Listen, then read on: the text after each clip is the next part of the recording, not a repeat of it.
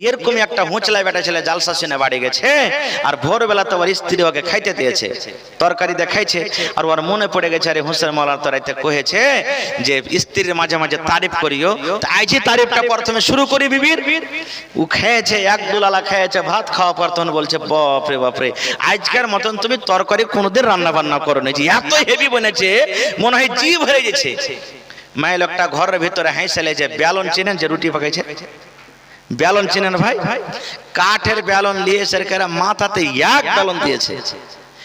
পুরুষটা বলছে কেনে মারছো তুমি জি? কইছে মিনসা হদমা কাহাকার, সারা জীবন রান্না বান্না করে খাওয়াইনি, কোনোদিন নাম করলে না, আজ পড়োশের বাড়ি থেকে তরকারি খানটা লেসা খাওয়ালছে, তো কত হেভি আর এই আর কত নাম করছে। করার জন্য চলে যায় নবী গো, সারা দিন মাঠে কাম কাজ করার পর যখন সন্ধ্যাবেলাতে বাড়ি আসি, আমি আপনার সাথে মাগরিবের নামাজ পড়ি, এশারের নামাজ পড়ি, আর মাগরিব এশা নামাজ পড়ার পর আমি বিছানায় ঘুমার জন্য আমি চলে যাই। এইবারে নবী গো আমার বিবি আমার জন্য বিছানা লাগিয়ে দেয়, আমার বাড়িতে যা খাবার আছে আমাকে খাবার দিয়ে দেয়, আর আমাকে বলে স্বামী গো বিছানায় ঘুমিয়ে যান।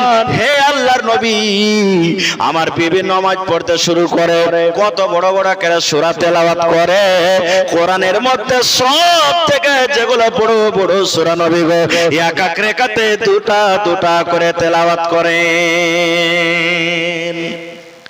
আজকে যদি ইমাম সাহেব তারাবির নামাজে খালি 5 থেকে 6 আয়াত করে দেয়, 3 থেকে 4 আয়াত করে দেয়, কি বলবে? মৌলবীরকে কোনো কাম কাজ থাকে না, তো এই লেগে লম্বা করতে শুরু করে দিছে। আমার কে মতন সারা সারা দিন কাম করতে হয়, এটা বুঝতে পারে। এত কি লম্বা করে যে মৌলবী সাহেব, মানে এত কথা। সুবহানাল্লাহ, সেই সাহাবী বলছেন নবী গো কোরআনের ভিতরে যেগুলা বড় বড় সূরা, কোরআনের সূরা বাকারা বড় সূরা, আলে ইমরান বড় সূরা, সূরা মায়েদা বড় সূরা, সূরা নিসা বড় সূরা। আল্লাহর নবী গো এক এক রাকাতে নবী গো দুটা করে সূরা পড়ে, মোটামুটি 4 থেকে 4.5 পারা করে কোরআন এক এক রাকাতে তেলাওয়াত করেন। কত পারা? দুটা সূরা মানে মোটামুটি 4 পারা মনে করলেন। বলছেন নবী গো 4 পারা করে কোরআন এক এক রাকাতে তেলাওয়াত করেন। এবার আপনি বলেন তো এক রাকাতে যদি 4 পারা তেলাওয়াত হয় তাহলে 2 রাকাতে কত হবে, 3 রাকাতে কত হবে? 4 রাকাত নামাজ পড়তে পড়তে নবী গো কোনদিন ফজর হয়ে যায়, কোনদিন মুয়াজ্জিন সাহেব আসসালাতু খায়রুম মিনান নাওম ফজরের আজান দিয়ে দেয়। এবার কিন্তু আমার খাস্তানা হয়ে থাকে, আমি ক্লান্ত হয়ে থাকি, আমার সারা দিন কাম কাজ করার পর কিন্তু আমার বিছানায় ঘুম আসে না। এই দেখেন আল্লাহর কোরআন বলেছেন তোমার বিবি তোমার জন্য আরাম রে, তোমার বিবি তোমার জন্য সুকুন। বলছেন নবী গো বিছানায় কিন্তু আমার ঘুম আসে না। আমি আমার বিবিকে একদিন বললাম বিবি রে নামাজ তুমি ছোট ছোট ছোট ছোট করে পড়ো রে বিবি, আর তাড়াতাড়ি করে তুমি আমার বিছানায় চলে এসো, কিন্তু আমার কথা মানে না। আমি একদিন বললাম, 2 দিন বললাম, 3 দিন বললাম, আল্লাহ নবী গো আমার বিছানায় ঘুম আসে না। বিবিকে আমি তখন নামাজের হালাতে মারি আর বলি বিবি রে এত লম্বা লম্বা করে নামাজ পড়তে হবে না রে বিবি, তুমি আমার বিছানাখানে এসো, আমার পাঞ্জরে তুমি একটু ঘুমাও, আমার মাথাটা তুমি একটু দেবে দাও, আমার গা হাতে একটু তেল দিয়ে দাও। বিবি রে তুমি আমার বিছানাতে এসো, এত লম্বা লম্বা করে তোমাকে তেলাওয়াত করতে হবে না। নামাজ লম্বা করে পড়ে আমার বিছানায় আসে না নবীজির জন্য আমি তাকে মারি। এখানে একটা প্রশ্ন করছি, সুবহানাল্লাহ, সাফওয়ান বিন মুআত্তাল রাদিয়াল্লাহু তাআলা নবীকে কেন মারতেন? কথা বলেন। লম্বা তেলাওয়াত করার কারণে নাকি? বড় বড় করে তেলাওয়াত করতেন, লম্বা লম্বা করে সূরা পড়তেন নামাজে, এই জন্য। ওরে সুবহানাল্লাহ, আজকে এই আমদাবাদ এলাকাতে, আজকে আমার এই পালুয়া গ্রামে, গ্রামের এক মাথা থেকে নিয়ে অন্য মাথা চলে যাবে, আমার কোনো মা, কোনো খালা, কোনো দাদে, কোনো নানি এমন নাই গোটা আম্মা পাড়া খানা মুখস্থি শোনাইতে পারবে। গোটা কোরআন দূরের কথা, এক্ষুনি আমার একজন হাফিজে কোরআন সুবহানাল্লাহ বলছিলেন, মাওলানা এই বছরে আমার মাদ্রাসাতে 7 জন বেটি ছেলে হাফেজা হয়ে গেছে আলহামদুলিল্লাহ। আমি শেরশাহবাজিতে প্রথম শুনলাম যে বেটি ছেলে হাফেজা হয়ে গেছে, এটা খুব খুশির খবর সুবহানাল্লাহ। ভাই মুসলমান, তাহলে যদি এক পারা এক রেখাতে যদি দুটা করে সূরা অর্থাৎ 4 পারা করে যদি তেলাওয়াত করে, তাহলে তার কত কোরআন মুখস্থ ছিল ভাবে দেখেছেন? কিন্তু আজকে আমরা কয়টা সূরা জানি? বিয়া শাদী করার জন্য 2-1টা সূরা শিখে লেনো, হাত পা গোড়া করে পড়ে লেনো। যেদিন দেখতে হলো পড়ালেখা করেছি জি হ্যাঁ নিজের সমান জানছি, পড়ো তো কার হাত ভাঙনো, কার পা ভাঙনো, কার চোখ তুলনো, কার জেব হটানো, আর একবারে শুনিয়া বাস 2-4 লাখ টাকা পেলো, ধুমধাম করে বিয়া শাদী করলাম, জিন্দেগি কেটে গেল। এই তো আমাদের পড়া। এই মায়েরা খালারা, নবী যখন এই কথাটা বললেন, শুনলেন যে নামাজে তেলাওয়াত করার কারণে ওকে মারে, তখন নবীজি কি ফতোয়া দিলেন জানেন? রে আল্লাহর বান্দি, তোমার স্বামী যখন বাড়িতে থাকবে আর তুমি যদি নামাজ পড়ো, লম্বা লম্বা করে তোমাকে তেলাওয়াত করতে হবে না, বড় বড় সূরা তোমাকে পড়িতে হবে না। রে আল্লাহর বান্দি, তোমার উপরে তোমার স্বামীর এতটুকু ক্ষমা করেছে, যদি তুমি নামাজ পড়ো রে বান্দি, কোরআনের যেগুলা ছোট ছোট সূরা, ছোট ছোট সূরা পড়ে তেলাওয়াত করো, ছোট ছোট করে তুমি নামাজ পড়ো, সূরা 3 পড়ো, সূরা জুহা পড়ো, সূরা আলাক পড়ো, সূরা তারিক পড়ো, ছোট ছোট সূরা পড়ে তাড়াতাড়ি করে তোমার স্বামীর বিছানাতে তুমি চলে যাও। কতটুকু হক দিয়ে দিলেন? আর একটু চলেন, নবীজি তারপরে বললেন, আরে আল্লাহর বান্দা, নামাজের ব্যাপারটা বুঝতে পারলাম, কিন্তু তোমার বিবি যখন রোজা করে থাকে তুমি তার রোজাটাকে কেন ভেঙে দাও? রোজাটা ভাঙার কারণ কি? এবার সে সাহাবী বলছে, না বেগো, এই জন্য আমি রোজাটাকে ভেঙে দিই না বেগো, আমি একটা গরিব মানুষ, মাঠে কামে কাজে চলে যাই, আমার বিবি যে বাড়িতে থাকে 12 মাসের মধ্যে 1 মাস রোজার মাস, 1 মাস রোজা ছাড়ে না, রোজা রেখে যায়। কিন্তু নবী গো, আরো যে রমজানের পর 11 মাস বাঁচে, 11 মাসের মধ্যে যেগুলা পাক অবস্থাতে যতদিন আমার বিবি পায়, রোজা ছাড়ে না নবী গো, রোজা চালিয়ে যায়, রোজা চালিয়ে যায়, রোজা রেখে যায়, অন্য দিনে নফল রোজা রাখে। আমি যেদিন বাহিরে থাকি, যেদিন আমি মাঠে কাম কাজে করতে চলে যাই, সেদিন রোজা রাখে, কোনো কথা নাই। কিন্তু যেদিন আমি বাড়িতে থাকি, আমার বিবি সেদিনও রোজা রাখে। আমি সেদিন বিবিকে বলে, বিবি রে, আজকে আমি বাড়িতে আছি, তুমি নফল রোজা রাখিও না, তুমি রোজাটাকে ভেঙে দাও, আজকে আমি বাড়িতে আছি বিবি রে, দয়া করে তুমি রোজাটাকে ছেড়ে দাও। আল্লাহ নবী গো, আমি বলি তবু আমার বিবি আমার কথা মানে না, শুনে না, রোজা কিন্তু রেখে যায়, আমার বিবি রোজা রাখে।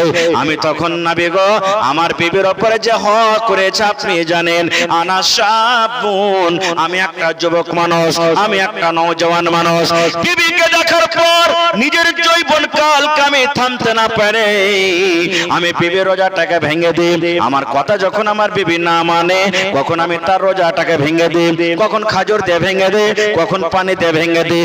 যদি নাও মানে নবী গো, আমি তার সাথে সহবাস করে তার রোজাটাকে আমি ভেঙে দিই। এইবারে নবীজি কি দিয়ে দিলেন দেখেন।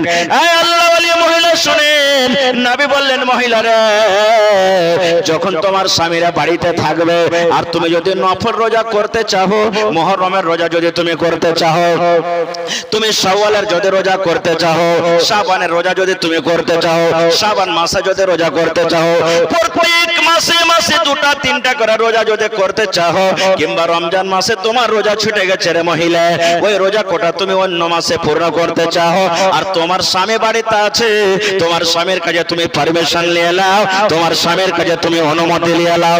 যদি তোমার স্বামী তোমাকে অনুমতি দেয়, তুমি রোজাটা রাখো। আর যদি তোমার স্বামী বলে, বিবি রে, তুমি একদিন রোজা রাখছো না, 2 দিন পর রোজাটা রাখছো, কিংবা 3 দিন পর রোজাটা রাখছো, যদি তোমার স্বামী তোমাকে নিষেধ করে, তাহলে তুমি 2 দিন 1 দিন পর তুমি রোজাটা রাখবে। নারে তাকবীর। কে বুঝলাম?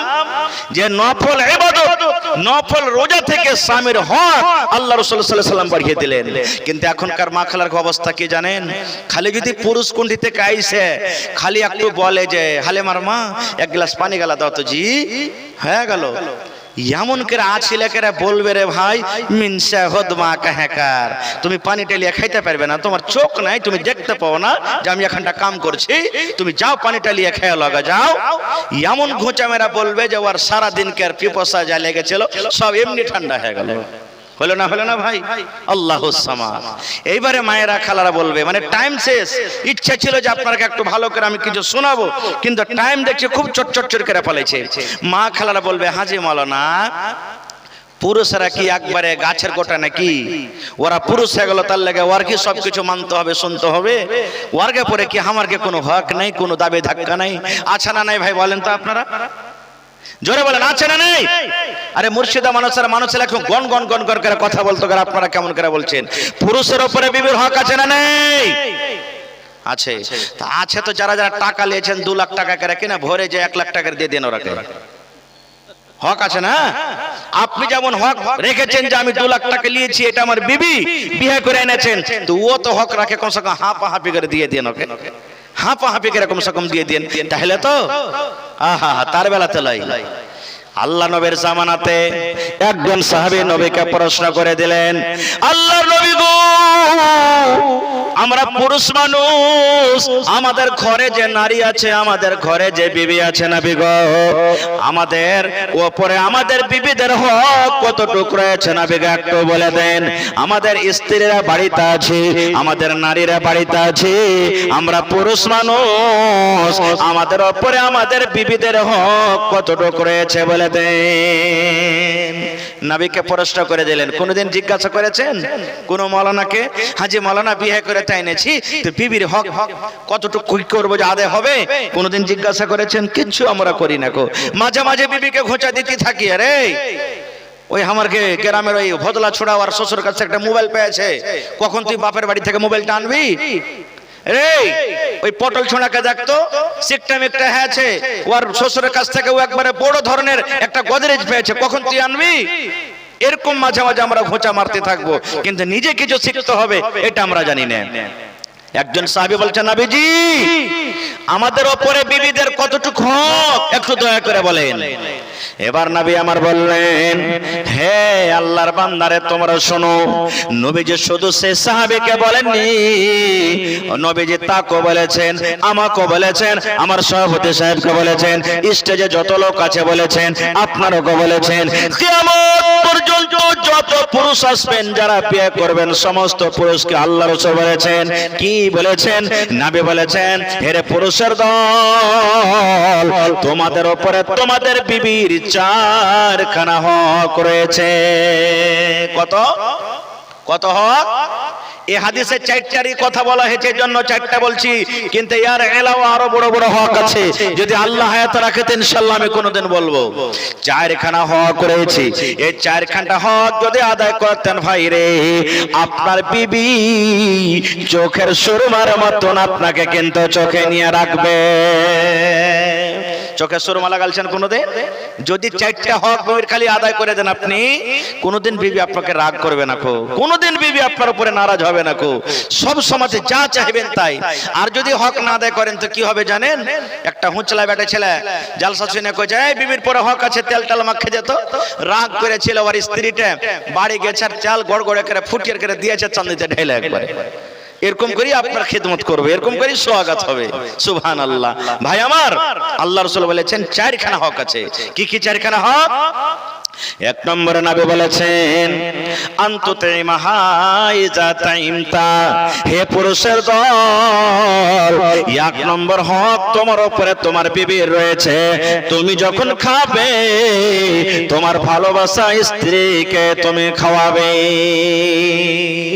1 নম্বর, তুমি যখন খাবে তোমার বিবিকে খাওয়াবে। একটা হুঁচলায় বেটা ছেলে ভাই ভোরবেলাতে বাড়ি চলে গেছে, আর যে লাভা দোকান, যে কিরানা বড় দোকান আছে, 2 মুঠা সালায় আর 2টা বিড়ির পকেট নিয়ে চলে গেছে বাড়ি।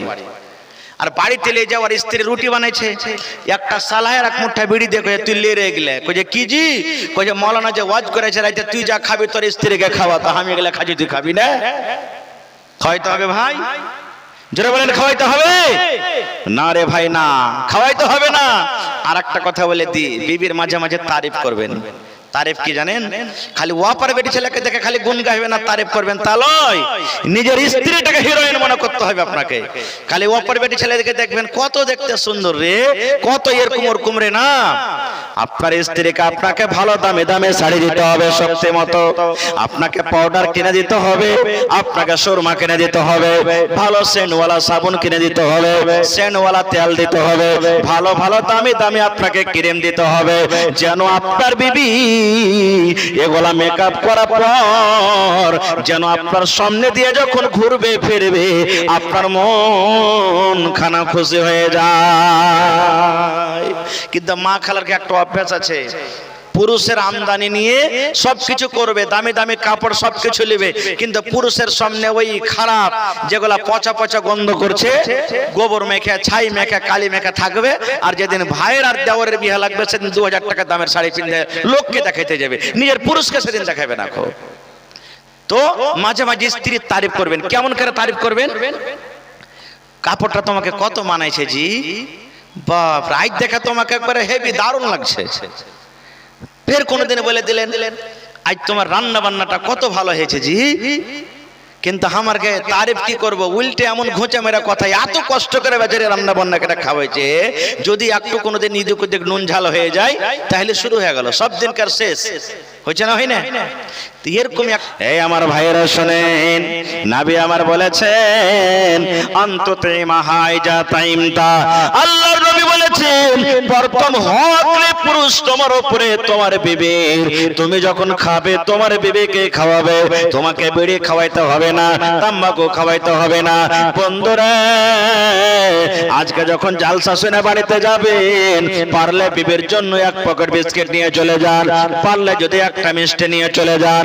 মাছ রান্না হয়েছে বাড়িতে, একা খেয়ে খেয়ে শেষ করে দিয়েন না, বিবির জন্য কম করে একটা পকেট রাখবেন। নবী বলেছেন যদি বিবির মুখে ভালো মনে নেকি মনে করে যদি তুমি মাছ না দিতে পারো, রসগোল্লা দিতে না পারো, বিস্কিট না দিতে পারো, এক গ্লাস যদি বিবির মুখে যদি বলো বিবিকে বিবিরে তুমি পানি পান করে নাও, কল থেকে দেবে যদি এক গ্লাস পানি বিবিকে দিতে পারেন, নবী বলেছেন এটা সাদকা রে, এটা হলো তোমার জন্য নেকি। এক নম্বর, আমি খুব লম্বা করব না শর্টে, তুমি যা খাবে তোমার বিবিকে খাওয়াবে। 2 নম্বরে রাসূল বলেছেন ওয়া তাকসুহাই জাকতা সাইতা, তুমি যখন যা পিনবে তোমার বিবিকে তুমি পিন্ধাবে। ফের লাভার দোকানে যে দুটা ফুল পেনার শার্ট কাটিয়ে চলে যান না বাড়ি, যে মাওলানা বলেছে তুই যা পিনবি বিবিকে পিন্ধা, আমি ফুল প্যান্ট শার্ট পিনছি তুই পিনবি না।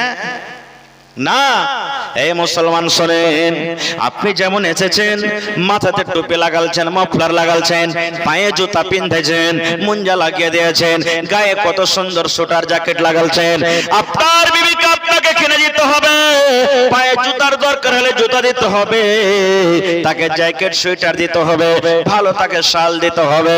এটা নয় আপনি দামি দামি কাপড় পিনবেন আর এই কনকনে ঠান্ডাটা আপনার স্ত্রী কষ্ট করে বাড়িতে থাকবে, এটা যেন না হয়।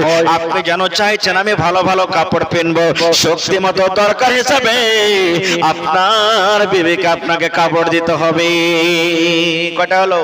2টা হয়ে গেল। 3 নম্বরে নবী বলেছেন ওয়ালা তাজরিবিল ওয়াজহা, রাগ করে রে বিবির গাল খানে তুমি মারিও না। তাইলে কই হাজী মাওলানা গালে মারবো না তো অন্য অন্য জায়গাতে মারতে পাবো নাকি? পাইবেন, কিন্তু কখন পাবেন? এখনকার রাগ তো একবারে গোহামা সাপের মতন। আর ভাইয়ের গে নওজওয়ানের গে কিছু হলো না হলো এইটাই চাবুক। কত ভাইকে দেখেছি নিজ চোখে, এই যে বিজলির তার দেখতে পেয়েছেন, সুবহানাল্লাহ, বিজলির তারের বাড়ি থেকে বিবিকে মারছে, মদ পান করে এলো মারতে শুরু করে দিলে, মারতে মারতে মারতে বাড়ি থেকে ধাক্কা দিয়ে গলিতে বাহির করে দেয় আর বলে তুই বাড়িতে ঢুকবি না, যদি ঢুকে যাস মাইরা তোর কাঠখোরাকে ভেঙে দিব। কেন মারবেন? ওইটা জানোয়ার, কেন মারবেন ওকে? ওটা গরু, ওটা ভুঁস, জানোয়ারকে আপনি ওরকম করে মারেন না তো মানুষকে কেন মারবেন? কত ভাইকে দেখবেন স্ত্রী যদি একটু খালি বেমার হয়ে যায়, মন খারাপ হওয়ার, বলবে হাট তোর বাপের বাড়ি যা, তুই এলাজ পানি করে গে, তোকে রাখবো না খো। আপনার যখন শরীরে ব্যথা হয়, আপনার মাথা টিপে দেয়, তেল মাখিয়ে দেয়, আপনার খেদমত করে। আপনার বিবি যখন শরীর খারাপ হবে, তাকে তেল মাখিয়ে দিতে হবে, গা হাত টিপে দিতে হবে, মাথা টিপে দিতে হবে, কাপড় সাফ করতে হবে, ভাত রান্না করতে হবে, তরকারি করতে হবে আপনাকে। এটা হলো আপনার স্ত্রী, আপনার উপরে হক রয়েছে। আর আপনি না করবেন তো কে করবে? কবি বলছেন, শোনো রে পরশ জাতি করিয়া ধিয়ান, তোমাদের বিবি যদি হয় না ফরমান, প্রথমে তো নানা মতে বুঝাবে তারে, তারপরে বিছানেতে দিবে জুদা করে।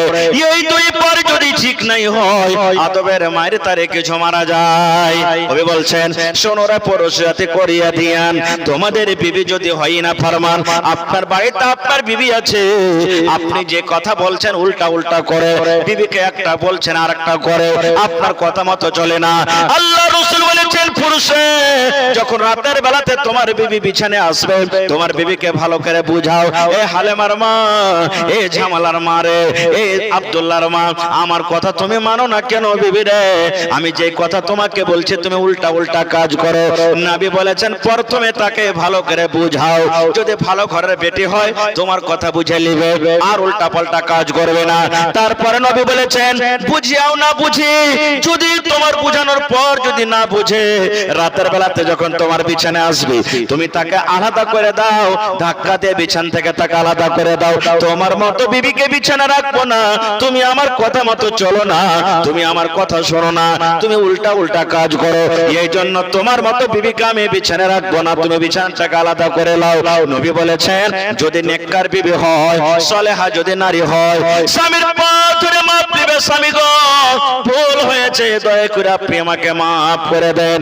এবার নবী বলেছেন, যদি বিছানা আলাদা করার পর যদি ঠিক নাই হয়, তাহলে আদবের মার তাকে মারা যায়। কিন্তু কত ভাই এমন আছে, যদি বিবিকে খালি কহে যে তুই আমার কথা মানিস না রে, আলাগ করে থাক, ধৈমকে খাড়া হয়ে কবে, এই মিনসার বেটা কি বললি, তোর বাপের পালং, তোর বাপ দিয়েছে পালংটা, আমার বাপের দোয়া পালং, তুই বলছিস যে আলাদা থাক, তুই মিনসার আলাদা থাক, এটা আমার বাপ দিয়েছে আমাকে দানে, আমি শুধু তুই নামতে থাক। বেশি কড়া করে যদি আপনি বলতে যান, রুও গরম হয়ে বলবে, এই মুখকে সামলে থাক, কোন ঘরের বেটি আছে জানিস, তোকে লাল বাদাম খাইয়ে ছাড়বো রে মরার বেটা মোরা, এমন ধমকি দিবে আপনি হেরে যাবেন। সুবহানাল্লাহ। ভাই রাসূল বলেছেন যে তাকে আদবের মার মারতে হবে, আর কত মা খালা একবারে টেড়িয়ে থাকবে। তাই কবি বলছেন, বুঝিয়াও না বুঝে তারে বোঝায় কে, বুঝিয়াও না বুঝে তারে বোঝায় কে, আর না বুঝিয়া হু হু করে তাকে ভূতে ধরেছে। আল্লাহ রাসূল বলেছেন, পুরুষ রে তোমার বিবিকে তুমি ভালো করে প্রথমে বুঝাও, আর যদি বুঝে না বুঝে তাহলে বিছানটাকে আলাদা করে দাও, তারপরে যদি না বুঝে আদবের মায়ের মারো। এবার বলবেন মাওলানা জি, আদবের মায়ের কাকে বলা হয়? এমন মায়ের মারবেন ভাই রে, শরীরে যেন বিবির দাগ না পড়ে যায়, আপনার লাঠির দাগ না পড়ে যায়, থাপ্পড়ের দাগ না পড়ে যায়, কোনো জখম না হয়ে যায়, আকাম না হয়ে যায়। এবার বলবেন মাওলানা এরকম মায়ের মেরা তো বিবি কিন্তু একটুকু শুধরিবে না, একটুকু কথা মানবে না। আল্লাহ রাসূল বলেছেন, পুরুষ প্রত্যেক মহিলাদের জন্ম, প্রত্যেক নারীদের জন্ম ঋণের টেড়া হাতে থেকে আছে, এই জন্য মহিলাদের জাত, মহিলাদের ব্যবহার টেড়া ভাবে চলে যাবে।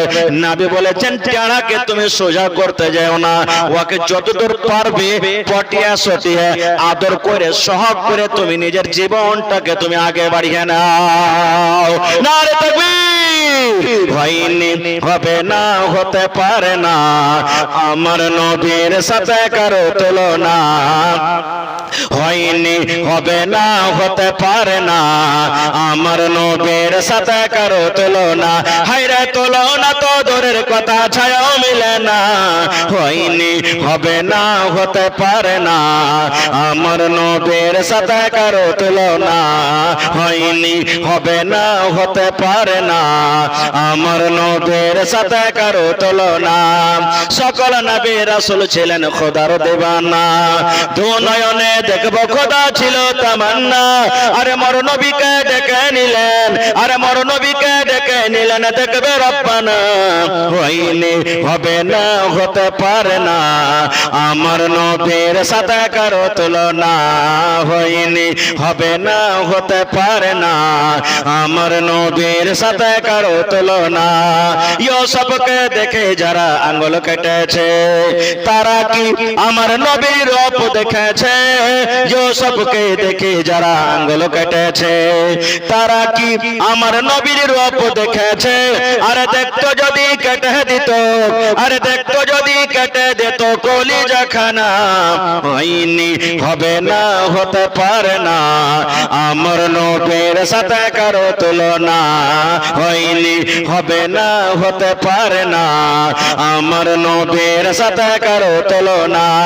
যার শানে আল্লাহ তাআলা করলেন ঘোষণা, খোলকে আযম আমার শাহে মদিনা, যার শানে আল্লাহ তাআলা করলেন ঘোষণা, খোলকে আযম আমার শাহে মদিনা। মুসলমানে নবী ছাড়া কিছুই মানে না, মুমিন কোরআন ছাড়া কিছুই বুঝে না, হইনি হবে না, হতে পারে না আমার নবীর সাথে কারো তুলনা, হইনি হবে না, হতে পারে না আমার নবীর সাথে কারো তুলনা। হায়রে তুলনা তো দূরের কথা, ছায়াও মিলে না, তুলনা তো দূরের কথা, ছায়াও মিলে না, হইনি হবে না, হতে পারে না আমার নবীর সাথে কারো তুলনা। না মানাতে নবীর দরবারটা হলো সবথেকে বড় আলাদা। সাহাবায়ে কেরাম বসে আছেন, আপনারা যেমন জালসা শুনছেন, সাহাবায়ে কেরামের জামাত নবীর দরবারে বসে আছেন। আর একজন মহিলা, একজন বেটি ছেলে নিজের স্বামীর উপরে কেস করতে চলে গেছেন, নিজের স্বামীর উপরে শিকায়ত নিয়ে চলে গেছেন, নিজের স্বামীর শিকায়ত নিয়ে চলে গেছেন। কি শিকায়ত? এখনকার মা খালারা কি শিকায়ত করবে? মন্ডল জি, মৌলানা জি, ইমাম সাহেব জি, আমার স্বামী আমাকে সাবুন দেয় না, আমাকে কাপড় দেন, আমাকে এই দেন, আমাকে ওই দেন, এরকম শিকায়ত। কিন্তু সেই মহিলা কেমন শিকায়ত করছেন জানেন? নবীর দরবারে একবারে সুন্দরভাবে কাপড় ধরে পিন্দে পর্দাশীল হয়ে চলে গেছেন। আর নবীর দরবারে যদি যাইছেন দেখছেন তার স্বামী কিন্তু, ওর স্বামীর নাম হলো সাফওয়ান বিন মুআত্তাল রাদিয়াল্লাহু তাআলা আনহু। ওই মায়ালোকের স্বামীর নাম কি? মহিলার স্বামীর নাম সাফওয়ান। নবীর পাঞ্জরে কিন্তু বসে আছেন। আপনারাকে একটা প্রশ্ন করছি ছোট্ট করে, দু পার্টিতে যদি লড়াই ঝগড়া হয় একই সাথে থানাতে কেস করতে যাবে না আলাদা আলাদা টাইমে যাবে? বলেন জোরে বলেন। একসাথে থানাতে কেস করতে যাবে না আলাদা আলাদা টাইমে যাবে? আলাদা আলাদা টাইমে যাবে। এবার মহিলা বলছেন, আল্লাহ আমি আমার স্বামীর শিকায়ত নিয়ে এসেছি, আর নবীর দরবারে আমার স্বামী বসে আছেন, কেমন করে স্বামীর শিকায়ত করব? তাও বলছেন না, শিকায়ত করতে যখন এসেছি তো আমি শিকায়ত করব। কি? এবার সে মহিলা বললেন, আল্লাহ নবী গো, সাফওয়ান বিন মুআত্তাল আমার স্বামী এই যে আপনার পাঞ্জরে বসে আছেন। এই নওজওয়ান যুবক শুনেন, এ মায়েরা খালারা শুনেন, কি বলছেন মহিলা? আল্লাহ নবী গো, সাফওয়ান বিন মুআত্তাল আমার স্বামী এই যে আপনার পাঞ্জরে বসে আছেন নবী গো, আমি আমার স্বামীর উপরে 3 খানা শিকায়ত নিয়ে এসেছি। কয়টা? জোরে বলেন। মাইকম্যান ভাই আওয়াজ কেন ঘটাচ্ছেন? জি ভাই আওয়াজ বাড়াইতে থাকেন। বলছেন নবী গো, 3 খানা আমি শিকায়ত নিয়ে এসেছি নবী গো আমার স্বামীর উপরে। নবী বললেন, কি শিকায়ত তুমি বলো? বলছেন নবী গো, প্রথম আমার শিকায়ত, আমি যখন নামাজ পড়ি নামাজের হালাতে আমার স্বামী আমাকে মারে আর বলে, বিবি রে নামাজ ছেড়ে দে। হয়তো আমি তাশাহুদে থাকি, হয়তো আমি কিয়ামে থাকি, কিংবা হয়তো আমি সাজদাতে থাকি, কিংবা আমি রুকুর হালাতে থাকি, আমার স্বামী সাফওয়ান আমাকে মারে, আমাকে চড় মারে, আমাকে ঘোষা দেয়, কিংবা আমাকে ফাইট মারে, কিংবা আমাকে ঢাকা দিয়ে দেয় আর বলে, বিবি রে নামাজ ছেড়ে দে রে বিবি, তুই নামাজ ছেড়ে দে। আপনারা মনে মনে বলবেন যে হাজি কেমন লোক ছিল জি, যে নামাজের হালাতে বিবিকে মারে। সুবহানাল্লাহ। দুই নম্বরে বললেন নবী গো, আমি যখন রোজা রাখি আমার রোজাটাকে ভেঙে দেয় আমার স্বামী, আমার রোজাটাকে ভেঙে দেয়। কি দিয়া ভাঙে? আমাকে প্রথমে বলে বিবি রে তুই রোজা ভেঙে দে। আমি যদি রোজাটা না ভাঙি আমার মুখে হয়তো ছাতু দিয়ে দেয়, কিংবা আমার মুখে খাজুর দিয়ে দেয়, আমার মুখে পানি দিয়ে দেয়। আমি যদি রোজা না ভাঙি নবী গো, আমার হাত খানটাকে ধরে আমাকে ঘরের ভিতরে বিছানার দিকে নিয়ে চলে যায়, আর আমার সাথে হামবিস্তারি করে কিংবা আমার সাথে মিলন করে, আর মিলন করার পর আমার রোজাকে ভেঙে দেয়। কয়টা হলো? কথা বলেন। হাজি ভাই জাল লেগে গেছে নাকি আপনারা? কে কথা বলেন না আপনারা? সুবহানাল্লাহ, দুটা হয়ে গেল। তিন নম্বরে বললেন নবী গো, আমার স্বামী সাফওয়ান যে রয়েছে ফজরের নামাজ পড়ে নবী গো, যখন সূর্য উঠে যায়, ফজরের নামাজ সূর্য ওঠার আগে না পরে? কথা বলেন। কিন্তু বলছেন নবী গো, আমার স্বামী যখন ফজরের নামাজ পড়ে সূর্য উঠে যায়, এক নম্বর হলো আমি নামাজ পড়লে নামাজে মারে, দুই নম্বরে আমার রোজাটাকে ভেঙে দেয়, তিন নম্বরে নবী গো আমার স্বামী ফজরের নামাজ পড়ে যখন সূর্য উঠে যায়। শেখায় যখন হয়ে গেল, এবার তখন নবীজি জিজ্ঞাসা করছেন সাহাবীকে, রে আল্লাহর বান্দা, তোমার ব্যাপারে তোমার স্ত্রী তিনখানা কেস করেছে, তোমার উপরে তিনটা শিকায়ত হয়েছে, বাবারে কতটুক সত্য কিংবা মিথ্যা তুমি বলো তো। আজকের যদি আমরা মানুষ হইতাম, রাগ করে চোখ গরম করে বিবিকে বলতাম মনে মনে, বিবি রে বাড়িতে চল, তোকে আমি দেখাচ্ছি, তুই আমার খাবি, তুই আমার পরবি, তোকে আমি সব কিছু দিব, আর তুই এত ভরা মজলিসের মধ্যে তুই আমাকে অপমান করিস, এত ভরা মজলিসে তুই আমাকে লজ্জিত করে দিলি, চল বাড়িতে, তোকে পিস পিস করে কাটবো, আর কাটার পর তোকে আমি সমুদ্রে ভাসিয়ে দিব। বলতাম না? বলতাম না? জোরে বলেন।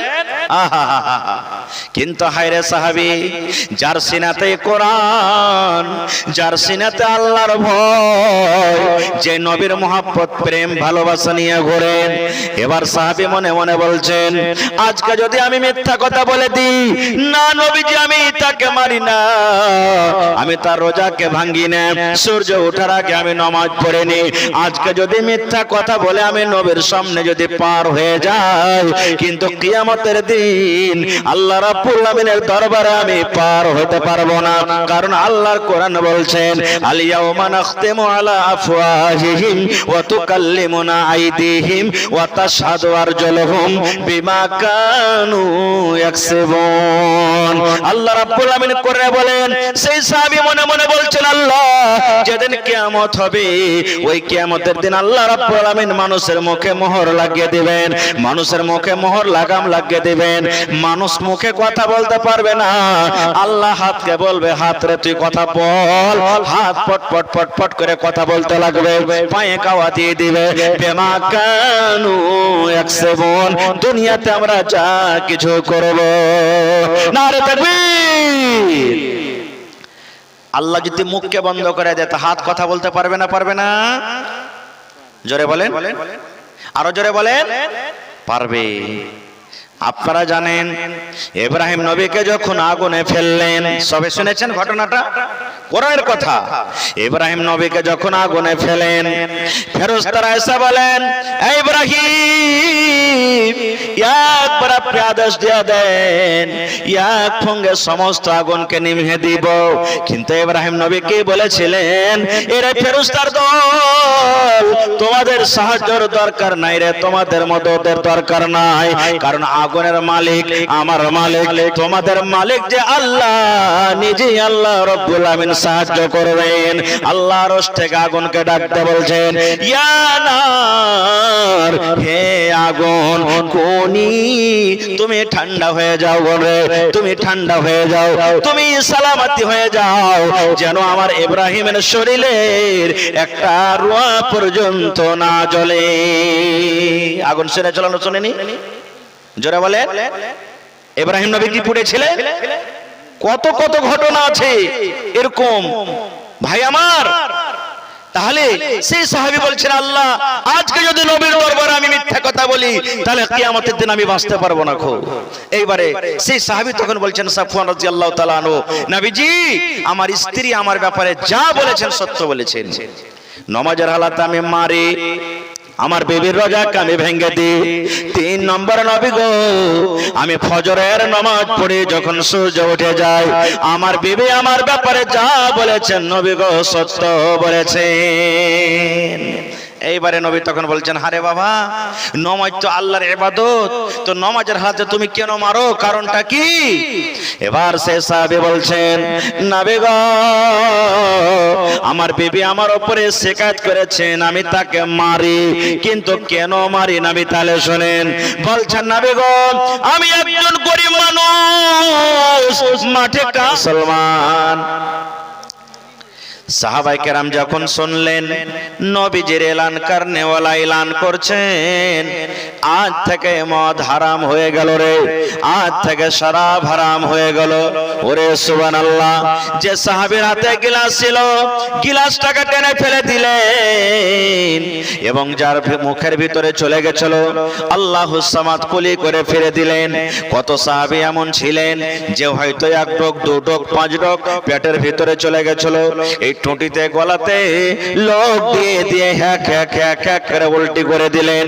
আনাস বিন মালিক বলেন, শুধু তা নয়, ওই সাহাবায়ে কেরাম নিজের বাড়ির ভিতরে চলে গেলেন, বড় বড় কুপাতে, বড় বড় হাঁড়িতে, বড় বড় কলসিতে মদ তৈরি করে রেখেছিলেন। ওরে আল্লাহ, ওই কোপা মাথাতে করে নিলেন, হাঁড়ি বর্তনকে মাথাতে করে নিলেন। মানুষেরা যেমন বস্তা নামতে নামিয়ে দেয় এই মতো মাথার উপরে নিয়ে এফসে এফসে এফসে এফসে সমস্ত বর্তনকে ভেঙে দিলেন। আনাস বিন মালিক বলেন, যেমন বন্যা চলে আসে, যেমন পানি আসে আর পানি আসতে গেলে বন্যা হয়ে যায়, ঠিক এই মতো মুসলমান মদের বন্যা এমন শুরু হয়ে গেল, এমন ভাবে তার হাঁড়ি বর্তনকে ভেঙে ভেঙে মদকে ধুইয়ে দিল, মনে হয় মদিনার গলিতে বাড়িতে পানির এক ধরনের বন্যা চলে এসেছে। নারে তাকবীর। সাহাবায়ে কেরাম দেখেন কত মানতেন। এরকম কয়েকটা আরো হাদিস আছে, আমিও দেখে যাব না। শেষ কথা ভাই আমার, আজকে যে আপনাদের সামনে আমি সূরাতুন নিসা থেকে এখানে আয়াত তেলাওয়াত করেছি, ভাই আমার দুনিয়াতে শুধু ইবাদত বান্দেগি করে আল্লাহ তাআলা রাজি হবেন না, এক অপরের হককে আপনাকে আমাকে পূর্ণ করতে হবে। কিয়ামতের দিন আল্লাহ তাবারাক ওয়া তাআলার যেটা হক, নামাজ রোজা হজ যাকাত, এইরকম এগুলো আল্লাহর হক। আল্লাহর হক যদি কমতে হয়ে যায়, আল্লাহ যদি ইচ্ছা করেন তো আপনাকে আমাকে মাফ করবেন, আর যদি আল্লাহ তাবারাক ওয়া তাআলা ইচ্ছা না করেন, আল্লাহ না চাহেন তো শাস্তি দিতে পারেন। কিন্তু আমার আপনার উপরে যেটা হক রয়েছে সেই হকটা যদি আমরা পূর্ণ না করি তাহলে আল্লাহ তাবারাক ওয়া তাআলা এটা কিন্তু মাফ করবেন না। এই হকের মধ্যে একটা হক হলো কি স্বামী স্ত্রীর হক। আজকে আমরা মুসলমান বিয়ে করছি, 10 বছর 12 বছর 14 বছরকার ছেলের বয়স হয়ে গেল, বিয়ে করার জন্য তাড়াহুড়া করছি আমরা। মা বাবা 10টা টাকা পাবে, বিয়ে দিবে, ছেলের বিয়ে দিবে, 1 2 লাখ টাকা পাবে, ইনকাম হবে, তখন ছেলেটার বিয়ে দিয়ে দেয়। ছেলেটা নিজের স্ত্রীর ব্যাপারে কিছু জানে না, ছেলেটা ও জানে না যে আমার স্ত্রীকে খেটে কিভাবে খাওয়াইতে হবে, ছেলেটা জানে না যে আমার উপর আমার স্ত্রীর কতটুকু হক, স্বামী স্ত্রীতে কিভাবে চলাচল করতে হবে, একটুকু ছেলেটা জানে না। এবার ছেলেটার বিয়ে দিয়ে দিলে, যদি কষা চিপেন তো মনে হয় এখনো দুধ বের হবে, লাগলে পুটাবো লটকিছে, সাই সুই করছে। এরকম ছোট ছোট ছেলের আমরা বিয়ে দিয়ে দিই। মা বাবা মানে বেটির বাবা কি মনে করে, আরে এই এলাকার মধ্যে হলো স্যাটের বেটা, ওইটা আরে মেম্বারের বেটা, জমিদারের বেটা, ওর বাবার খুব বড় লাভা মার্কেটে দোকান আছে, যদি ওর বেটাটাকে যদি জামাই করতে পায় তা আমার বেটিটা সুখে কাটবে। বয়স 11 বছর 12 বছর হলো, ঝামেলা শেষ হয়ে যাবে, চল বিয়ে দিয়ে দি। এবার ও তখন বেটিটার বিয়ে দিয়ে দিলে, ফলে কি হয়েছে 2 মাস 4 মাস 6 মাস পর তখন বেটি বলছে, আব্বাজি আমি আর ওই বাড়িতে ভাত খেতে পারবো না। কেন পারবি না? বলছে তোর জামাই আমাকে ভালোবাসে না, আদর করে না। আদর করবে কেমন করে? ও তো আদরই জানে না আদর কি জিনিস হয়, আদর কাকে বলে, আদরই তো জানে না, তা আদর করবে কেমন করে? এই জন্য বেটার বাপ হোক কিংবা বেটির বাপ হোক, আপনি আপনার ছেলে মেয়েকে তালিম দেন, দ্বীনি শিক্ষা দেন, মাদ্রাসাতে দেন, মাকতাবে দেন, স্কুলে দেন, ভালো জায়গাতে পড়ালেখা করতে দেন। যখন আপনার ছেলে মেয়েরা যখন জানবে যে আমি বিয়ে করার পর স্ত্রীর পরে আমার কতটুকু হক, স্ত্রী জানবে যে আমার উপরে আমার স্বামীর কতটুকু হক, জানবে তারপরে বিয়ে দেন। আল্লাহর রহমতে আগেকার জামানাতে একটা গ্রামে একজন মাওলানা বিভিন্ন জায়গা থেকে মানুষরা এসে ইলম শিখতেন। এখন আল্লাহর রহমতে প্রত্যেক গ্রামে গ্রামে একটা দুটা করে মাদ্রাসা। আমার শেখে মহতারাম সভাপতি সাহেব বলছিলেন, মাওলানা আমাদের এলাকাতে কোনো এমন গ্রাম নেই যে কমপক্ষে একটা তো দূরের কথা বেশিরভাগ দুটা তিনটা করে মাদ্রাসা আছে। মাদ্রাসা করেছেন ভালো কথা, কিন্তু মাদ্রাসাকে চালান। মেলাই মানুষ কি করি আমরা জানেন, গ্রামে একটা জুমা মসজিদ আছে, আমার আপনার কোনো ঝামেলা হয়ে গেল, যাবো না বে ওর বাড়ির পাঞ্জরে জুমা মসজিদ আছে, যাবো না নামাজ পড়তে, আলাদা করে জুমা মসজিদ কায়েম কর, হয়ে গেল জুমা মসজিদ আলাদা। ঝামেলা আপনার আমার দুনিয়াতে আমার নিজস্ব হলো, পাঠাবো না ওর মাদ্রাসাতে, আমরা আলাদা করে মাদ্রাসা করে নেব। এই ঝামেলা করে করে আমরা করি। কি নাম ভাই? কে দিলে? মুখতার আলী। কত আছে? 5000। আপনার আব্বা কই নেই? শোনেন ভাই, মাশাআল্লাহ। কি আপনার নাম?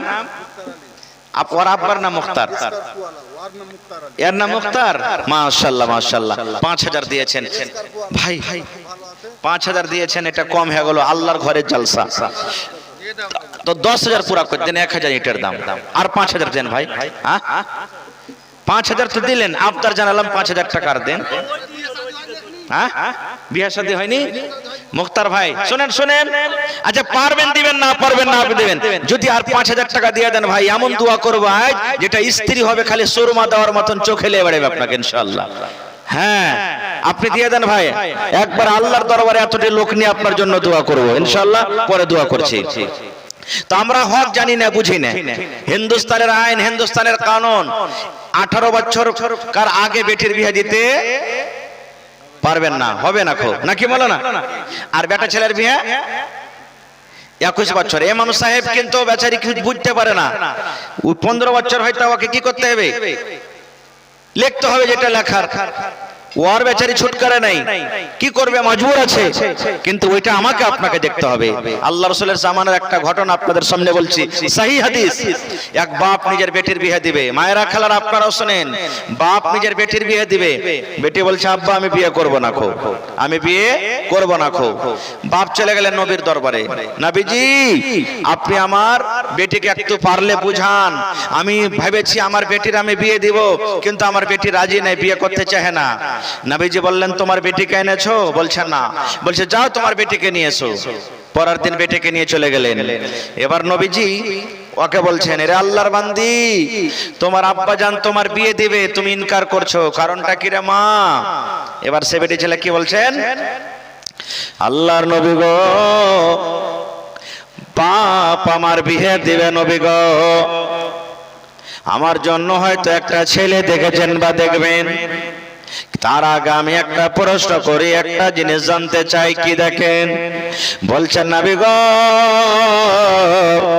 আমি এটা জিনিস জানতে চাই, যখন আমার বিয়ে হয়ে যাবে, আমি যখন শ্বশুরের বাড়িতে চলে যাব, যে আমার স্বামী হবে, যে আমার পুরুষ হবে, আমার উপরে কতটুকু হক রয়েছে গো নবীজি আমি জানি না। আমার স্বামীর কতটুকু হক আদায় করতে হবে আমাকে, আমার শাশুড়ির খিদমত কিভাবে করতে হবে, শ্বশুরের খিদমত কিভাবে করতে হবে, আমি কেমন ব্যবহার করব আমার স্বামীর সাথে, যে আমার স্বামী আমার উপরে খুশি হবে, রাজি হবে, আমার উপরে আমার স্বামীর কতটুকু হক রয়েছে নবী গো, দয়া করে আপনি জানিয়ে দেন, কারণ আমি জানি না যে আমার উপরে আমার স্বামীর কতটুকু হক রয়েছে। কেমন প্রশ্ন নবীজি, আমি জানি না আমার উপরে আমার স্বামী যেটা হবে কতটুকু হক রয়েছে, একটু আমাকে জানিয়ে দেন। আমার মায়েরা খালারা শোনেন, এবারে নবীজি কি বললেন শোনেন। নবীজি শুধু ওই বেটি ছেলেকে বলেননি, নবীজি শুধু ওই মহিলাকে বলেননি, ওইটা হাদিস ওর জন্য শুধু নয়, কিয়ামত পর্যন্ত যত নারী যত মহিলারা দুনিয়াতে আসবেন সমস্ত নারীদের জন্য এটা হাদিস, সমস্ত নারীদের জন্য এটা ফরমান। এই পেন্ডালের ভিতরে যত আমার মা খালা দিদি বোনেরা আছেন, বোনেরা শোন, নবী আমার কি বললেন, মহিলারে তোমার উপরে তোমার স্বামীর অতটুকু হক রয়েছে রে আল্লাহর বান্দি, তোমার উপরে তোমার স্বামীর অতটুকু হক রয়েছে। কতটুকু হক রয়েছে?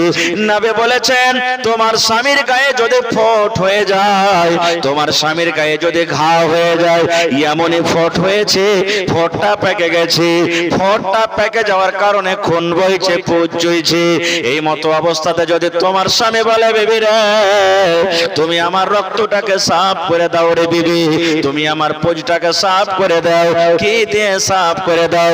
তুলা দিয়ে সাফ করতে হবে না, পানি দিয়ে সাফ করতে হবে না, কাপড় দিয়ে সাফ করতে হবে না, বিবি রে আল্লাহ রাব্বুল আমিন তোমাকে জিভা দিয়েছে, জিভা দিয়ে চেটে চেটে চেটে তুমি সাফ করে দাও। দয়ার নবী বললেন মহিলা যদি তোমার স্বামী তোমাকে বলে বিবি রে আমার রক্তকে তুমি জিভা দিয়ে চেটে চেটে সাফ করে দাও, তুমি আমার ঘাটাকে চেটে চেটে সাফ করে দাও, নবী আমার বলেছেন যদি তোমার স্বামী এতক্ষণে কাজের আদেশ করে আর তুমি তোমার স্বামীর রক্তকে জিভে দিয়ে চেটে চেটে সাফ করে দাও, তাও নিজের স্বামীর হক আদায় হবে না রে, নিজের স্বামীর হক আদায় হবে না। এতখানি একটা স্ত্রীর উপর একটা স্বামীর হক যদি বলে, এটা মনে করিয়েন না যে তাহলে বলে দিব, নবী বলেন যদি বলে একটা পুরুষ যে তুমি আমার ঘাটাকে সাফ করে দাও, আর তুমি যদি সাফও করে দাও, এতখানি তোমার উপরে হক যে তুমি স্বামীর হক আদায় করতে পারবে না। এবারে কতটুকু হক এই জিনিসটা আমরা কোথায় শিখবো, কেমন করে জানবো?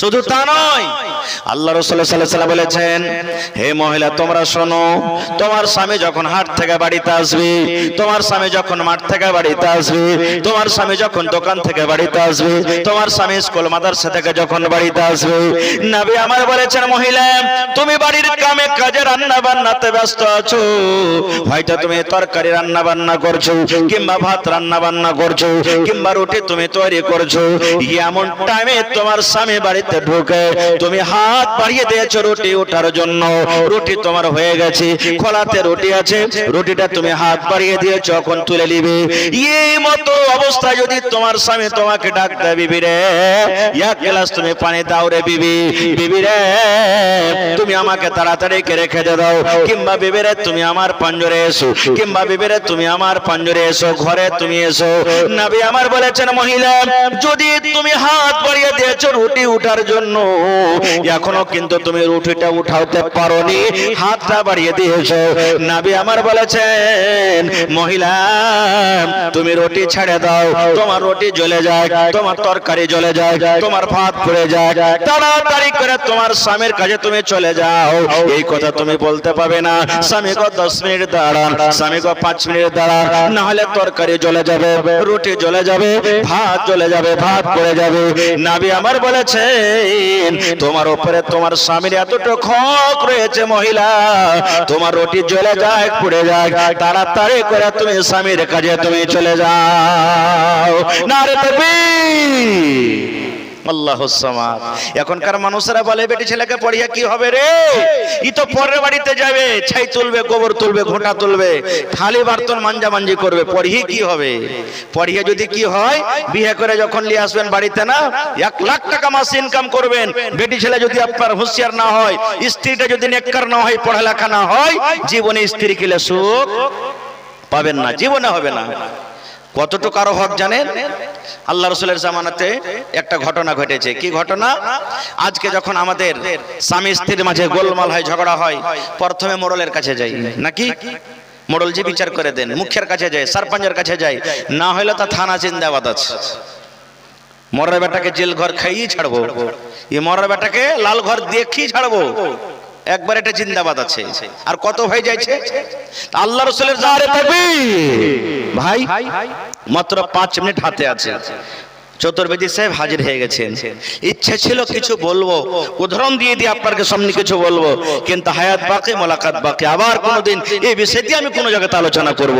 ভাইরে এই 5 মিনিটে আল্লাহর ঘরের জন্য, আল্লাহ রাসূলের হাদিস মামবানা লিল্লাহি মসজিদান বানাল্লাহু লাহু বাইতান ফিল জান্নাহ। এত বড় অফার 1400 1450 বছর আগে নবী মুহাম্মদ সাল্লাল্লাহু আলাইহি সাল্লাম আমাদেরকে দান করে গেছেন। যে আল্লাহর ঘর যদি এখানটা আপনি বানাইতে পারেন, আল্লাহ তাবারক ওয়া তাআলা আপনার জন্য জান্নাতে এখানটা ঘর বানিয়ে দিবে। আর একটা হাদিস আছে, পাখির বাসা যে আছে, পাখির বাসা বরাবর মানে ছোট থেকে ছোট দান, ছোট থেকে ছোট মসজিদে যদি আপনি নির্মাণ করে দেন আল্লাহকে রাজি করার জন্য, আল্লাহ তাআলা আপনার জন্য জান্নাতে এখন ঘর বানিয়ে দিবে। ভাই আমার, এখানটা ইট যদি আপনি দান করে দেন আর আল্লাহকে যদি পছন্দ হয়ে যায়, আল্লাহ যদি আপনার ইটে রাজি হয়ে যায়, জান্নাতের ভিতরে এখানটা ঘর বনে যাবে। তো এই 5 মিনিটে 5টা লোককে দেখবো কেউ এমন আছেন 1 কোটা কোন আল্লাহর বান্দা 1 গাড়ি বালু দান করবেন, 100 সেফটি আছেন কোন বান্দা, কোন ভাই, কোন মা, খালা, দাদি, নানি 100 সেফটি বালি, 1 টলি বালি দান করবেন, কিংবা 2 বড়া 5 বড়া 10 বড়া করে করে কমসে কম 25 বড়া সিমেন্ট দান করবেন। দেখি কোন আমার মা, খালা, নানি আছেন গলার হার গালা এখন দান করবেন, পার পায়াল দান করবেন, সোনার নাকের কানের দান করবেন। আল্লাহুস সামাদ। মেলায় জালসাতে গলার হার পাওয়া গেছে, নাকের পাওয়া গেছে, কানের বালি পাওয়া গেছে, পান পাওয়া গেছে, ছাগল বকরি পাওয়া গেছে। আজকে দেখি কোন মা, খালা, দাদি, নানি আছেন যে এই আল্লাহর ঘরের জন্য একটা বকরি পর্যন্ত কেউ দান করবেন, সকাল বেলাতে দিয়ে দিবেন, মাওলানা আমি একটা ছাগল দান করে দিলাম আল্লাহর ঘরের জন্য, শুধু বলে পাঠিয়ে দেন। এবং দেখি শেষের বেলাতে 10 জন ভাই কেউ এমন আছেন 1 টাকার 1000 দান করবেন, 1 টাকার 1000 আল্লাহর ঘরের জন্য। কত টাকা আসছে, কত টাকা চলে যায়। দেখি কোন ভাই এমন আছেন যে 500 করে টাকা 10টা লোক দান করবেন, তারপরে শেষের বেলাতে 10, 20, 2 টাকা, 1 টাকা, 5 টাকা যা আপনার পকেটে আছে শেষের বেলাতে দিয়ে চলে যাবেন। কমিটির লোককে বলবো একবার মা খালারকে পেন্ডালে আপনারা চাদর নিয়ে আর চলে যান। আমার হাতে একজন ভাই মুখতার সাহেব 5000 টাকা জমা করে গেছেন। মাশাআল্লাহ, জাযাকাল্লাহ, হায়াকাল্লাহ, বারাকাল্লাহ। রব্বানা যালামনা আনফুসানা ওয়া ইল্লাম তাগফির লানা ওয়া তারহামনা লানাকুনান্না মিনাল খাসিরিন। রব্বানা আতিনা ফিদ দুনিয়া হাসানা ওয়া ফিল আখিরাতি হাসানাতাও ওয়া কিনা আযাবান নার। হে আল্লাহ, 5000 নয় 5 লক্ষ টাকা মনে করে তুমি কবুল করে নাও। মনের আশা আল্লাহ পুরা করো, রোজ রোজগারে আল্লাহ বরকত দাও, কামাই ধামাই আল্লাহ বরকত দাও, দুনিয়ার ভেজাল দুনিয়ার ফিতনা থেকে আল্লাহ বাঁচিয়ে রাখো। আল্লাহ জি হাতে টাকাতে পয়সাতে বরকত দাও। আল্লাহ, একজন ভাই আমার 500 টাকা, আরো একজন ভাই আমার 1000 টাকা দিয়েছেন, আরো একজন ভাই আমার 200 টাকা দিয়েছেন, আরো একজন আমার হাফিজ সাহেব আল্লাহ 100 টাকা জমা করে দিলেন। আল্লাহ তার দানকে তুমি কবুল করে নাও। মনের আশা আল্লাহ পুরা করো, রোজ রোজগারে আল্লাহ বরকত দাও। আল্লাহ, কে মায়ের জন্য দান করলেন, কে আব্বার জন্য দিলেন। আল্লাহ জি, দুনিয়ার খবর পাওয়া যায় কিন্তু কবর একটা এমন জায়গা, কবর একটা এমন দেশ, আজ পর্যন্ত কবর থেকে কোনো খবর এলো না। আল্লাহ যে ওই মুমিন মুমিনা যারা কবরে চলে গেছেন তাদের কবরে তুমি জান্নাতের বিছানা দিয়ে দাও। রব্বানা তাকাব্বাল মিন্না ইন্নাকা আনতাস সামিউল আলিম। আমিন সুম্মা আমিন। আল্লাহর নবী দিনার নবী গো, নবী ছিলেন দিনার দেওয়ানা। আল্লাহর নবী দিনার নবী গো, নবী ছিলেন দিনার দেওয়ানা। দেখা নবীর মুজিজা। এই দেখেন আমার নানা জান সোহরাব আলী সাহেব, যার বাড়িতে আজকে আমাদের জাগের, সবচেয়ে মাওলানার জাগের। সুবহানাল্লাহ। আমি শুনতে পেলাম একবার 30,000 টাকা দিয়েছেন নাকি? আবার মায়ের জন্য নানা আমার 500 টাকা দিলেন। কবি বলছেন কি, মা ছাড়া দরদে হবে নাই রে দুনিয়ায়, মার মতো দরদে কেহ নাই। মা ছাড়া দরদে হবে নাই রে দুনিয়ায়, মার মতো দরদে কেহ নাই। হারে আমার দরদিনী আদরিনী মা, দুঃখে সুখে তুমি আমায় দিলে সান্ত্বনা। সুবহানাল্লাহ। আল্লাহ বানানা জান মায়ের জন্য আবার 500 টাকা জমা করে দিয়েছে রব্বুল আলামিন।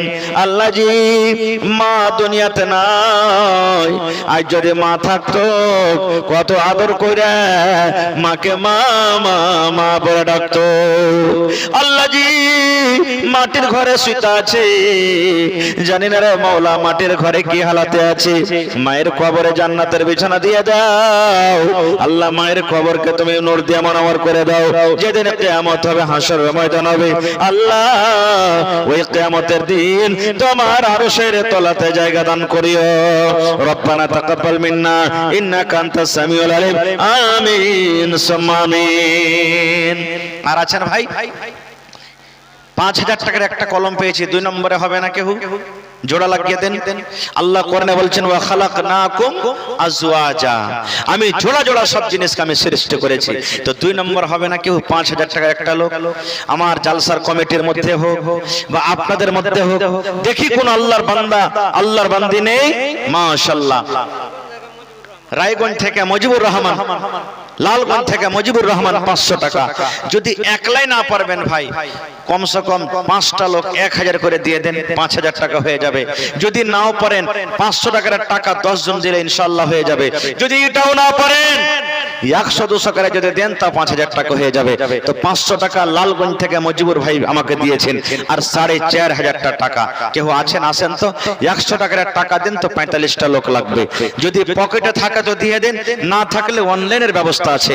মাশাআল্লাহ। এই দেখেন একজন ভাই আমার 200 টাকা দিয়েছেন।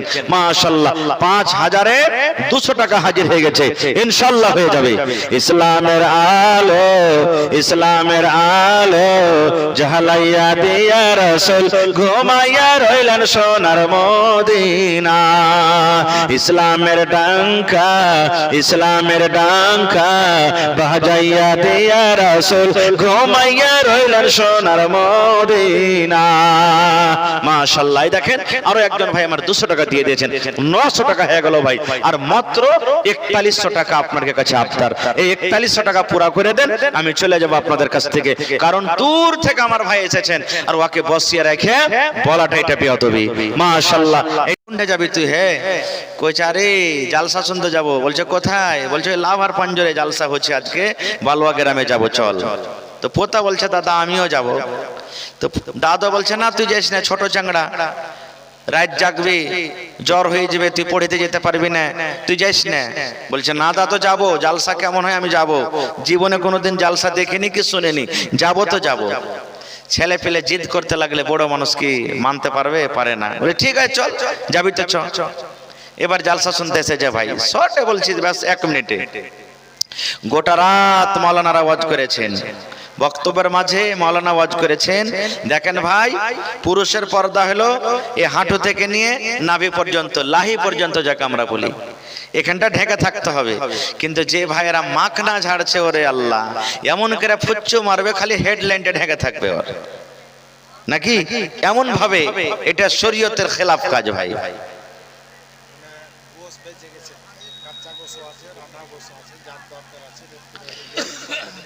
আহা, আচ্ছা, গোশ বেঁচে গেছে, রান্না আর কাঁচা গোশ যার দরকার আছে ভাই হোটেলে যোগাযোগ করে আপনারা নিতে পারেন।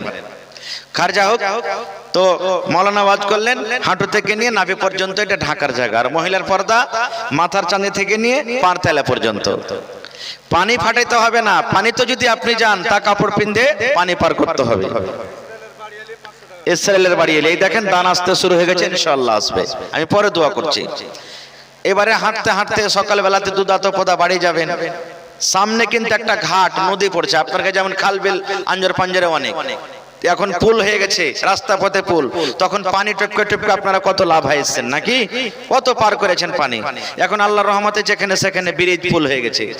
তো পোতা পিছনে পিছনে হাঁটছে, দাদু আগে আগে। পোতা মনে মনে বলছে যে মাওলানা তো ওয়াজ করেছে যে পানিও উলঙ্গ হয়ে পার করতে হবে না, পানি ফাটাইতে হবে না, মানে ল্যাংটায় পার হইতে হবে না, কোনো কাপড় চোপড় পিন্ধা পার হইতে হবে। আর মোটামুটি 1 কোমর পানি আছে, দাদু কেমন করে পার করবে রে, ঠান্ডার সময় গামছা টামছা কিচ্ছু নেই, একটা লুঙ্গি পিন্ধা আছে। দেখছি দাদু কেমন করে পার করছে, দাদু আগে পার করুক, তা আমি পরে পার করব।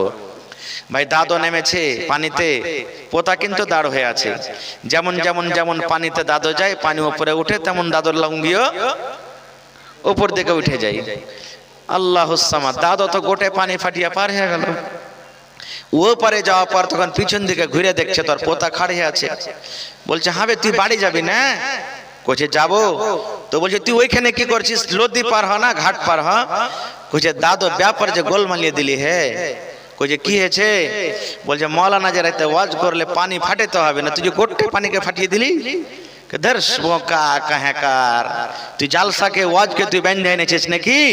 হ্যাঁ, দাদু পানি পার করার পর হাত খানটাকে ধরে টানতে টানতে টানতে জালসার মাহফিল এসে বলছে কোন জায়গায় বসেছিলি? বলছে দাদু খুঁটির পাঞ্জরে বসেছিল। লুঙ্গি খুলে ঝাড়। ছোট চাংড়া জালসা বেঁধে লেগেছে, 40 বছর থেকে জালসা শুনছি, জীবনে কোনোদিন বেঁধে লিয়ে যায়নি, আর একদিন জালসা শুনতে এসেও জালসা বেঁধে লিয়ে যাবে। লুঙ্গি খুলে ঝেড়ে ঝুড়ে যা শুনে চলো ভাই বেঁধে চলো। এবার দুদাদো পোতা আবার পানি ফাটিয়ে চলে গেল। বলার উদ্দেশ্য এই নিয়াতে যদি জালসা মানুষেরা শুনে বা আপনারা এসে থাকেন শুনতে, জীবনে কাজ দেবে? জালসা শুনে কোনো লাভ হবে? জোরে বলেন হবে? কোনোদিন লাভ হবে না। ভাই জালসা শুনতে এসেছেন, কষ্ট করে এসেছেন, রাত জাগছেন। আল্লাহ তাবারক ওয়া তাআলা কোরআনে বলছেন আমি রাতটাকে আমি আরামের জন্য করেছি, কিন্তু আপনারা আরামকে হারাম করে নেকি মনে করে আল্লাহ আল্লাহ রাসূলকে রাজি করার জন্য দুটো হরফ শুনতে এসেছেন। তা আল্লাহকে বলেন হে আল্লাহ আমি শুনতে এসেছি, যা শুনবো আল্লাহ তুমি আমাকে শক্তি দান করো, আমি শক্তি হিসাবে যেন তার প্রতি আমল করতে পারি, তার জন্য আল্লাহ তৌফিক দেন। পড়ুন আল্লাহুম্মা আমিন। সাহাবায়ে কেরাম জানেন আল্লাহুস সামাদ যখন কোরআন হাদিসের কোনো কথা শুনতেন অমনি ভাবে মানতেন, মনে হয় শুনতে শুনতে মেনে নিতেন, আমল করতেন। যেমন আপনারা দেখবেন বাঘ মানুষকে দেখলে গেলে যেমন লাফিয়ে পড়ে, চিল যেমন মুরগির বাচ্চাকে দেখতে গেলে লাফিয়ে উঠিয়ে নেয়, এরকম মতন সাহাবায়ে কেরাম আমল করতেন। এর প্রমাণ কি? একটা হাদিস এসেছে আল্লাহ রাসূল সাল্লাল্লাহু আলাইহি সাল্লামের জামানাতে যখন মদ শরাব হারাম হয়নি, এই যে শরাব মদ মানুষেরা পান করে হারাম হয়নি, তখন হালাল ছিল। আর তখন ওই জামানাতে এটা মেন নাস্তা ছিল। আজকে আমাদের বাড়িতে কুটুম আসে তো আমরা কি করি? নাস্তা দিই, ঠান্ডা দিই, শরবত দিই, বিভিন্ন রকমের খাবার দিই। ওই টাইমে পার্টি চলছিল কার বাড়িতে? হযরত আবু তালহা রাদিয়াল্লাহু তাআলা আনহুর বাড়িতে জাস্ট চলছিল পার্টি, চলছিল পার্টি কিসের? এই মদের শরাবের। গিলাসে করে মদ পান করছে, শরাব পান করছে। তখন কিন্তু শরাব হারাম হয়নি। এবারে আনাস বিন মালিক রাদিয়াল্লাহু তাআলা আনহু একটা বাচ্চা ছেলে, 7-8 বছরকার 10 বছরকার ছেলে, বলছে আমি গিলাসে করে ঢেলে ঢেলে ঢেলে ঢেলে ঢেলে সবাইকে দিচ্ছি, সবকে দিচ্ছি। এতে মধ্যে একজন এলান করনেওয়ালা আল্লাহ নবীর একজন সাহাবী মদিনার গলিতে গলিতে হাঁটছেন, এলান করছেন কি? ইন্নাল খামরা কাদ হুররিমাত, ইন্নাল খামরা কাদ হুররিমাত, ইন্নাল খামরা কাদ হুররিমাত। এর মানে কি হলো? আজ থেকে শরাব হারাম হয়ে গেল, আজ থেকে শরাব হারাম হয়ে গেল, আজ থেকে শরাব হারাম হয়ে গেল। এলান করছেন আর চলে যাচ্ছেন। আবু তালহা বলছেন ওর কাট বেটাকে আনাস বিন মালিক, কে যে আনাস দেখো তো বাবা কে এলানটা করছে। দেখছে তো এটা আল্লাহ রাসূলের সাহাবী। এবার সাহাবী দেখেন ওরে আল্লাহ সুবহানাল্লাহ, এরে